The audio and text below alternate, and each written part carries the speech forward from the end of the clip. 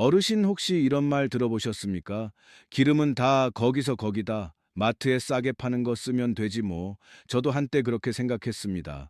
솔직하게 말씀드리겠습니다. 수십 년 동안 어르신들의 건강을 연구해 오면서 제가 가장 오래 틀리고 있었던 것 중 하나가 바로 이 기름 문제였습니다. 연구를 하면 할수록 어르신들을 만나면 만날수록 뇌혈관 문제로 고통받는 분들의 식습관을 들여다보면 볼수록 한 가지 공통점이 눈에 들어오기 시작했습니다. 그리고 그 공통점을 발견하고 나서 저는 제 연구 방향을 완전히 바꿨습니다. 전문의 2호선입니다. 오늘 말씀드리려는 내용은 아주 거창한 이야기가 아닙니다. 지금 여러분 주방에 있는 기름 한 병 이야기입니다. 그 기름이 혈관에 어떤 영향을 주는지, 그리고 어떤 기름으로 바꾸면 무엇이 달라지는지 오늘 제가 가진 것 전부를 털어드리겠습니다. 오늘 이 이야기를 꺼내게 된 건 얼마 전 어르신 때문입니다. 79세 김동욱 할머니 한 분이 저한테 전화를 주셨습니다. 목소리가 너무 밝으셔서 처음엔 몰랐는데 알고 보니 반년 전만 해도 혼자 걷기도 힘드셨던 분이었습니다. 그분이 이렇게 말씀하셨어요. 이호선 선생님, 제가 기름을 바꿨을 뿐인데 세상이 달라진 것 같아요. 그 한마디가 오늘 이 영상을 만들게 했습니다. 혹시 어르신 지금 나는 기름 같은 거 별로 안 먹는데라고 생각하고 계십니까? 오늘 끝까지 들으시고 나서 다시 한번 생각해 보시기 바랍니다. 혹시 지금 이 이야기가 남일 같지 않으시다면 댓글에 건강이라고만 남겨주십시오. 여러분이 얼마나 많이 계신지 확인하고 싶습니다. 그리고 이 채널을 아직 구독하지 않으신 분들, 여기서는 어르신들 실생활에 바로 쓸 수 있는 건강 이야기만 다룹니다. 거창한 이론 말고 내일 당장 주방에서 실천할 수 있는 것들 위주입니다. 구독 버튼 한 번만 눌러주시면 다음 영상도 놓치지 않으실 수 있습니다. 자, 그럼 시작하겠습니다. 먼저 뇌혈관이 어떻게 막히는지부터 짧게 말씀드리겠습니다. 이걸 이해하셔야 기름 이야기가 왜 중요한지 와닿으실 겁니다. 뇌로 가는 혈관은 가늘고 섬세합니다. 우리 몸 전체의 혈관을 다 이어붙이면 지구를 두 바퀴 반 돌 수 있는 길이라고 하는데 그 중에서도 뇌혈관은 특히 예민합니다. 그 혈관벽에 조금씩 찌꺼기가 쌓이기 시작하면 어떻게 될까요? 처음엔 아무런 증상도 없습니다. 10년, 15년 동안 모릅니다. 그러다가 어느 날 혈관이 완전히 막히거나 혈전이 떨어져서 뇌로 가는 길을 차단하면 그게 바로 뇌경색입니다. 그런데 여기서 아는 사람이 별로 없는 사실이 하나 있습니다. 그 찌꺼기가 쌓이는 속도를 빠르게 하느냐, 느리게 하느냐를 결정하는데 우리가 매일 먹는 기름이 생각보다 훨씬 큰 역할을 한다는 겁니다. 기름의 종류에 따라 혈관벽에 염증이 생기는 정도가 달라집니다. 염증이 계속 있으면 혈관벽이 거칠어지고 거기에 콜레스테롤이 달라붙고 시간이 지나면 혈관이 좁아집니다. 이걸 전문 용어로는 동맥경화라고 부르는데 쉽게 말씀드리면 혈관 안쪽이 녹슬어 가는 거라고 생각하시면 됩니다. 그 녹쓰는 걸 빠르게 만드는 기름이 있고 반대로 녹쓰는 걸 늦춰주는 기름이 있습니다. 오늘 이 두 가지를 제대로 알고 가시면 됩니다. 그럼 이제 제가 직접 보고 들은 이야기들을 말씀드리겠습니다. 세 분의 이야기입니다. 듣고 나면 아마 고개를 끄덕이실 겁니다. 첫 번째 이야기는 제가 몇 해 전 했던 지역 건강조사에서 만났던 어르신 이야기입니다. 경기도 외곽의 한 마을이었습니다. 노인 인구가 많은 지역이라 65세 이상 어르신들의 식습관과 혈관 건강을 함께 들여다보는 연구 프로젝트였습니다. 마을 경로당에서 순서대로 혈압을 재고 간단한 혈액 검사를 하고 식생활 인터뷰를 진행하는 방식이었습니다. 그때 만난 분이 77세 김 할아버지이셨습니다. 키가 작고 마른 편이셨는데 혈압이 158에 94였습니다. 나쁘지 않은데 좀 높은 편이었습니다. 혈액 검사 결과에서는 중성지방 수치가 꽤 올라가 있었고 이른바 나쁜 콜레스테롤이라고 부르는 LDL 수치도 높았습니다. 식생활 인터뷰를 시작하는데 할아버지가 먼저 이렇게 말씀하셨습니다. 나는 고기 거의 안 먹어요. 채소만 먹어요. 아침에도 나물 반찬이고 저녁도 채소 위주예요. 그 말을 듣고 저는 조심스럽게 여쭤봤습니다. 할아버지, 나물 무치실 때 기름을 뭘 쓰세요? 할아버지가 잠시 생각하시더니 식용유 쓰죠. 마트에서 사는 거요. 크고 싼 거로 사요. 볶을 때도 그거 쓰고 부칠 때도 그거 쓰고 라고 하셨습니다. 저는 한 가지를 더 여쭤봤습니다. 한 달에 얼마나 쓰세요?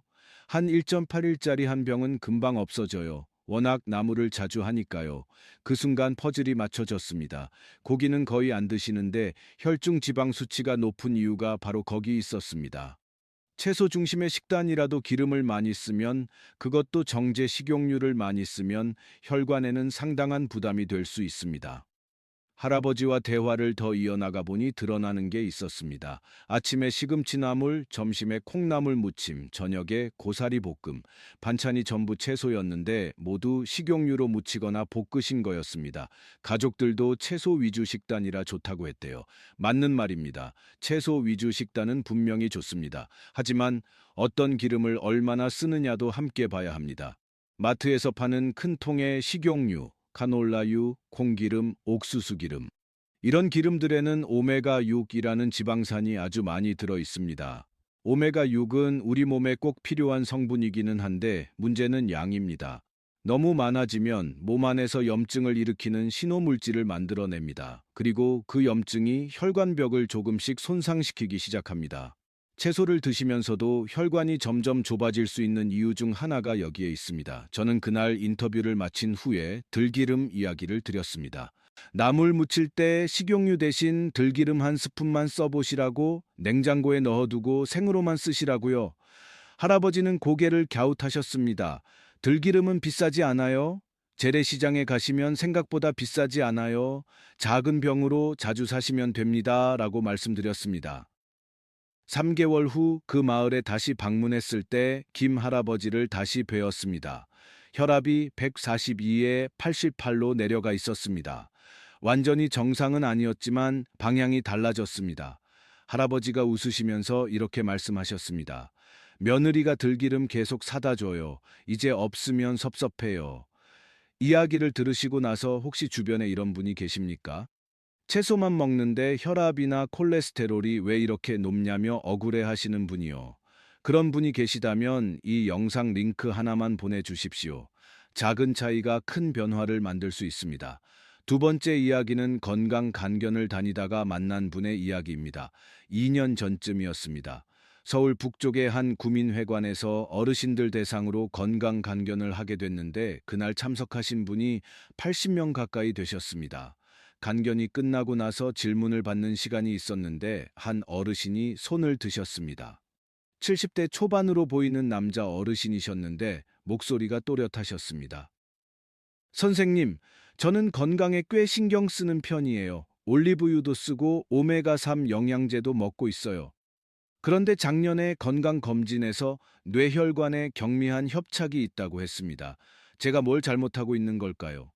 저는 그 자리에서 몇 가지를 여쭤봤습니다. 올리브유를 어떻게 드시냐고 물었더니 주로 볶음 요리할 때요. 달걀 프라이 할 때도 쓰고 두부 굽는 것도 올리브유로 해요. 라고 하셨습니다.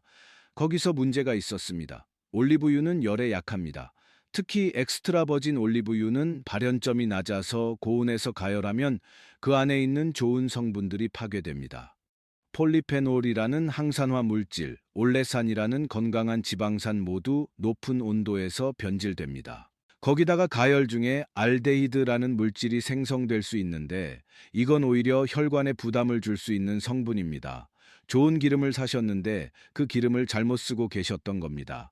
그분뿐만이 아닙니다. 간견이 끝나고 몇 분이 더 오셔서 비슷한 이야기를 하셨습니다. 올리브유 좋다고 해서 쓰기 시작했는데 요리에 다 쓴다고 하셨습니다. 부침개도 올리브유로, 생선 굽는 것도 올리브유로, 올리브유를 쓰기 시작했다는 것 자체는 좋은 결정입니다. 하지만 올리브유는 기본적으로 생으로 드실 때 진짜 효과가 나옵니다. 두부에 올리브유 한 스푼 뿌리고 소금 약간, 샐러드에 올리브유와 레몬즙, 아침에 플레인 요거트에 올리브유 한 스푼, 이렇게 생으로 드셔야 합니다. 그렇다면 볶음 요리에는 뭘 써야 할까요? 발연점이 높은 기름을 써야 합니다. 현미유가 괜찮습니다. 참기름도 적은 양으로 짧게 쓰는 건 괜찮습니다. 다만 정제 식용유, 특히 큰 통으로 파는 카놀라유나 콩기름은 가급적 줄이는 게 좋습니다. 강연장에서 그 어르신과 이야기를 나누고 나서 그분이 메모를 하셨습니다. 올리브유는 생으로, 가열하면 안 된다. 짧은 메모였지만 그게 전부였습니다. 그게 다입니다. 단순하지만 많은 분들이 모르고 계십니다. 이 내용이 도움이 되셨다면 좋아요 한 번만 눌러주십시오. 이 정보를 기억해 두시는데도 좋고 더 많은 분들이 아시는데도 도움이 됩니다. 세 번째 이야기는 조금 마음이 무거운 이야기입니다. 그래서 오히려 꼭 들려드려야 할 것 같았습니다. 몇 년 전 건강정보 강좌를 진행하던 중에 한 참석자분이 강좌가 끝난 뒤에 저를 찾아오셨습니다. 60대 중반의 여성분이셨는데 강의 내내 표정이 좀 어두우셨습니다. 다가오시더니 이렇게 말씀하셨습니다. 이호선 선생님, 사실 저는 제 남편 때문에 왔어요. 남편분이 67세이셨는데 2년 전에 뇌경색으로 쓰러지셨다고 했습니다. 다행히 골든타임 안에 응급처치를 받아서 생명에는 지장이 없었지만 오른쪽 팔과 다리에 마비가 남아 있다고 하셨습니다. 현재 재활 중이라고요. 그분이 천천히 말씀을 이어가셨습니다. 남편이 쓰러지기 전에 저는 기름 걱정을 한 번도 안 했어요. 기름이 뭐가 중요해? 하면서 그냥 싸고 큰 거 사다 썼어요. 남편이 워낙 나물 반찬을 좋아해서 볶음도 자주 했고 전도 자주 했는데 그 기름으로 했어요. 지금 생각하면 거기서 말씀이 잠깐 끊겼습니다. 저는 아무 말도 하지 않았습니다. 지금 생각하면 후회가 돼요. 그때 조금만 더 신경을 썼으면 어떻게 됐을까 하고요. 뇌경색은 단 하나의 원인으로 생기지 않습니다. 고혈압, 당뇨, 흡연, 스트레스, 운동 부족, 이 모든 것들이 얽혀 있습니다. 기름만이 원인이었다고 할 수는 없습니다. 하지만 기름은 우리가 가장 쉽게 바꿀 수 있는 것 중 하나이기도 합니다. 매일 먹는 거니까요. 작은 선택이 10년, 15년 동안 쌓이면 그 차이가 혈관에 나타납니다. 그분과 이야기를 나누면서 저는 남편분의 현재 식단에 대해서도 여쭤봤습니다. 지금은 기름을 아예 안 쓴다고 하셨습니다. 너무 무서워서요. 그래서 저는 들기름 이야기를 드렸습니다. 안 먹는 게 아니라 좋은 기름을 제대로 먹는 것. 그게 재활 중인 뇌에도 도움이 될 수 있다고요. 오메가3가 뇌세포를 보호하고 손상된 신경이 회복되는 데 도움이 된다는 연구들이 있습니다. 개인차가 있으니 남편분 담당 선생님과도 꼭 상담해 보시라고도 말씀드렸습니다. 그분이 돌아가시면서 이렇게 말씀하셨습니다. 남편한테 좋은 기름 먹여야겠어요. 그 말이 아직도 기억납니다. 혹시 어르신도 지금 이 이야기가 마음에 걸리십니까? 나도 아니면 내 가족도 이런 상황일 수 있겠다 싶으신 분 댓글에 한마디 남겨주십시오. 같은 마음으로 보고 계신 분들이 분명히 계실 겁니다. 자, 그렇다면 이제 무엇을 어떻게 하면 되는지 구체적으로 말씀드리겠습니다. 세 가지 이야기를 들으셨으니 이번엔 실제로 무엇을 어떻게 바꿔야 하는지 차근차근 말씀드리겠습니다. 거창한 게 아닙니다. 지금 당장 마트에서 구할 수 있는 것들입니다. 다만 어떤 걸 어떻게 쓰느냐가 중요합니다. 첫 번째는 엑스트라 버진 올리브유입니다. 올리브유 이야기를 들으시면 많은 분들이 이미 알고 있어요 라고 하십니다. 그런데 정말 제대로 알고 쓰고 계신 분은 생각보다 많지 않습니다. 올리브유 안에는 올레산이라는 지방산이 있습니다. 이 성분은 혈관벽의 염증을 낮춰주고 나쁜 콜레스테롤은 줄이고 좋은 콜레스테롤은 높여줍니다. 그리고 혈전이 만들어지는 걸 억제하는 데도 도움이 됩니다. 한 가지 많은 분들이 모르시는 사실이 있습니다. 올리브유에는 올러칸탈이라는 성분이 들어있는데 이 성분이 이부프로펜과 유사한 한겸 작용을 한다는 연구가 있습니다. 자연에 존재하는 한겸 성분이 올리브유 안에 들어있는 겁니다. 이게 엑스트라 버진 올리브유에만 있고 일반 올리브유나 퓨어 올리브유에는 정제 과정에서 대부분 없어집니다. 병에 반드시 엑스트라 버진이라고 적혀 있는 걸 사셔야 하는 이유입니다. 마트에서 고르실 때 몇 가지만 확인하시면 됩니다. 병이 진한 녹색이나 갈색이어야 합니다. 투명한 병에 들어있는 건 빛에 오래 노출됐을 가능성이 있습니다. 원산지가 이탈리아, 스페인, 그리스 같은 단일 원산지로 표기된 게 좋습니다. 여러 나라 혼합이라고 적혀 있으면 품질 관리가 어렵습니다. 가격도 보셔야 합니다. 250ml 기준으로 너무 싸면 의심하셔야 합니다.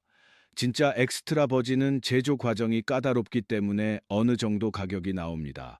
마트에서 9,000원에서 10,000원 사이면 작은 병 하나 충분히 구하실 수 있습니다. 드시는 방법은 단순합니다. 열을 가하지 않고 생으로 드시면 됩니다. 아침에 두부 반 모를 꺼내서 올리브유 한 스푼을 위에 살짝 뿌리고 소금 약간 끝입니다. 점심에 나물을 드신다면 올리브유를 마지막에 한 스푼 넣어 버무리셔도 됩니다. 국에 마지막으로 한 스푼 넣는 분들도 계십니다. 하루에 한 스푼, 많아봐야 두 스푼이면 충분합니다. 개인 상태에 따라 반응이 다를 수 있으니 처음엔 적은 양부터 시작하시고 기름 섭취에 특별히 주의가 필요한 상태라면 본인 상태를 잘 아시는 분께 먼저 여쭤보시는 것이 좋습니다. 두 번째는 들기름입니다. 들기름 하면 나물 무칠 때 쓰는 거 정도로 생각하시는 분들이 많습니다. 맞습니다. 하지만 들기름이 어떤 역할을 하는지까지 아시는 분은 훨씬 적습니다. 들기름 안에는 알파리놀렌산이라는 오메가3 지방산이 60% 이상 들어 있습니다. 이 비율은 생선기름 못지않습니다. 오메가3는 혈전을 억제하고 혈관벽의 염증을 낮추고 뇌세포를 보호합니다. 여기서 많은 분들이 모르시는 게 있습니다. 들기름의 오메가3는 뇌세포막의 유동성을 높여줍니다. 쉽게 말씀드리면 뇌세포들이 서로 신호를 주고받는 속도와 효율이 좋아진다는 겁니다. 기억력과 인지 기능을 유지하는 데 도움이 될 수 있다는 연구들이 있는 이유가 여기에 있습니다. 오메가3 영양제를 드시는 분들도 계십니다. 좋은 선택입니다. 하지만 들기름을 음식에 쓰는 것과 동시에 하시면 훨씬 좋습니다. 들기름에는 오메가3 외에도 비타민 E와 리그난이라는 항산화 물질이 함께 들어 있습니다. 이 성분들이 오메가3의 작용을 도와주기 때문에 자연식품으로 먹는 것이 영양제 단독보다 훨씬 효과적일 수 있습니다. 들기름을 쓰실 때 가장 중요한 것이 있습니다. 절대 가열하지 마십시오. 들기름은 올리브유보다 훨씬 더 열에 약합니다. 불 위에서 가열하는 순간 오메가3가 산화되고 오히려 몸에 부담이 될 수 있는 물질로 변합니다. 반드시 요리가 다 된 후에 마지막에 넣으셔야 합니다. 나물 다 무친 다음에 마지막으로 한 스푼, 국이 다 끓은 다음에 불 끄고 한 스푼, 비빔밥 위에 올릴 때 한 스푼, 이렇게 쓰시면 됩니다. 보관도 중요합니다. 들기름은 사자마자 바로 냉장고에 넣으셔야 합니다. 찬장에 두면 금방 산패됩니다. 그리고 냄새를 가끔 맡아보세요. 고소한 향이 아니라 쉰 냄새, 비린 냄새가 나면 이미 산패된 겁니다. 아까워도 버리셔야 합니다. 산패된 기름은 오히려 혈관에 해롭습니다. 큰 통보다 작은 병으로 한 달 안에 다 먹을 양만 구하시는 게 좋습니다. 재래시장에 가시면 생들기름을 직접 짜서 파는 곳도 있습니다. 그런 신선한 것을 자주 사시는 게 제일 좋습니다. 세 번째는 없애야 할 기름입니다. 좋은 기름을 더하는 것만큼, 아니 어쩌면 그것보다 더 중요한 것이 나쁜 기름을 줄이는 것입니다. 마트에서 파는 큰 통의 식용유, 카놀라유, 콩기름, 옥수수기름, 해바라기씨유. 이 기름들이 문제가 있는 건 성분 자체보다 비율 때문입니다.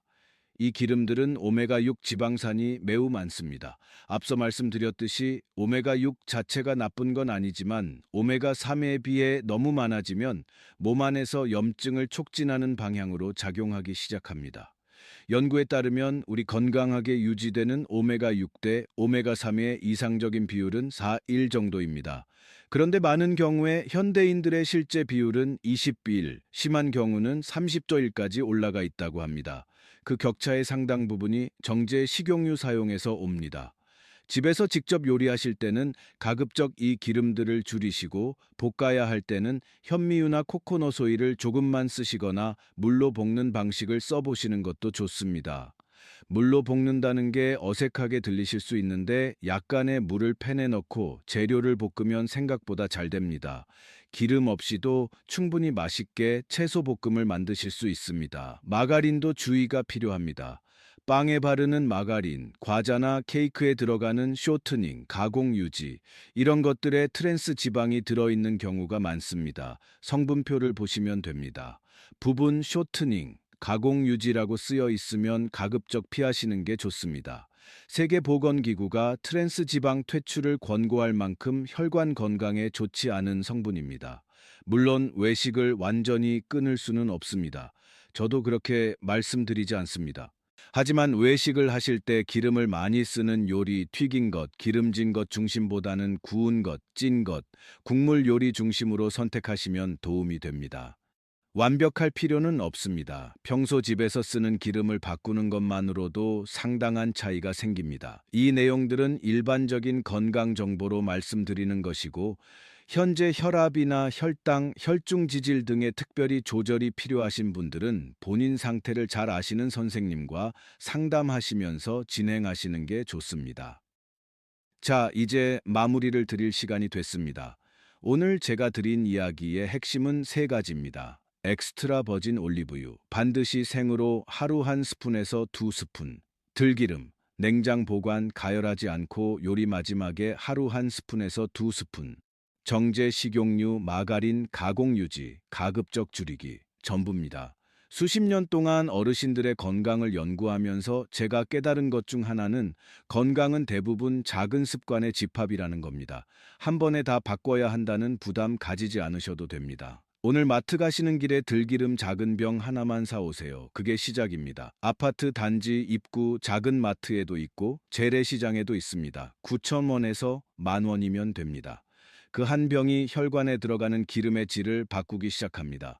오늘 저녁 나물 무치실 때 들기름으로 마무리해 보세요. 그게 오늘 할 수 있는 첫 번째 변화입니다.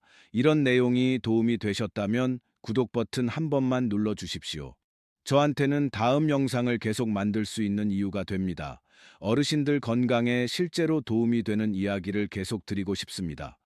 오늘 영상에서 드린 내용은 건강 전문가로서의 일반적인 정보 공유입니다. 개인마다 건강 상태가 다르기 때문에 현재 드시는 약이 있거나 특별히 주의가 필요한 상태라면 주치의 선생님과 함께 상담하시면서 적용하시기 바랍니다. 마지막으로 한 가지만 부탁드리겠습니다. 이 영상이 도움이 되셨다면 부모님 혹은 형제자매 오랫동안 연락 못한 친구 한 분에게 영상을 보내주십시오. 구독자 늘리려는 게 아닙니다. 이 이야기가 필요한 분이 반드시 계실 겁니다. 여러분이 그 한 분의 건강을 지켜드릴 수 있습니다. 오늘도 끝까지 함께 해주셔서 진심으로 감사드립니다. 건강하게 오래오래 사랑하는 분들과 함께 하시기 바랍니다. 지금까지 이호선이었습니다.